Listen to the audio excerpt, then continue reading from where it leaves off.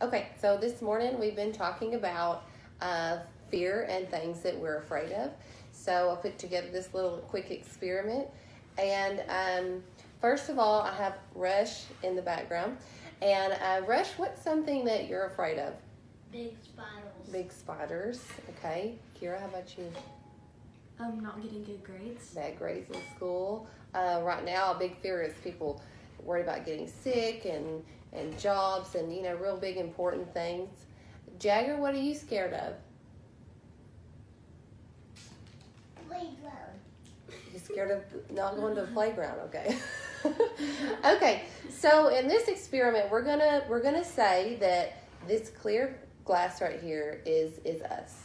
And this white powder is the fears that we have that come into our lives sometimes. And this oil right here is going to represent Jesus. Okay, so they named a few fears. So when these fears come into our lives and they kind of sink in, well, these fears, man, they really, I don't know if you can really see, they really start to just seep into our hearts and souls and worry, and they fizz up and they bubble up inside of us.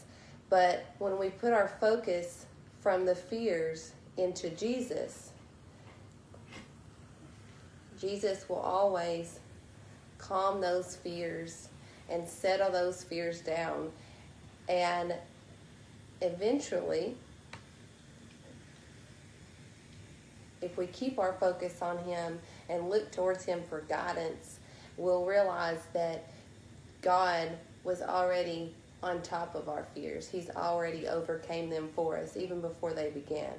So just like in the story where Jesus' disciples were in the great storm, and Jesus came to them walking, the water was what they were afraid of. They were afraid the water was going to overcome them.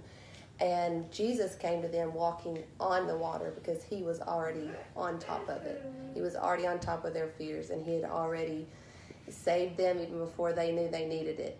And it doesn't matter what happens, whatever situation, Jesus is always going to be on top, no matter what. So don't fear, because He's already conquered this world and everything in it. And just instead of focusing on these fears and these things that make us feel all this fear and anxiety inside, focus on Jesus, and it will calm you and will give you that peace that you need.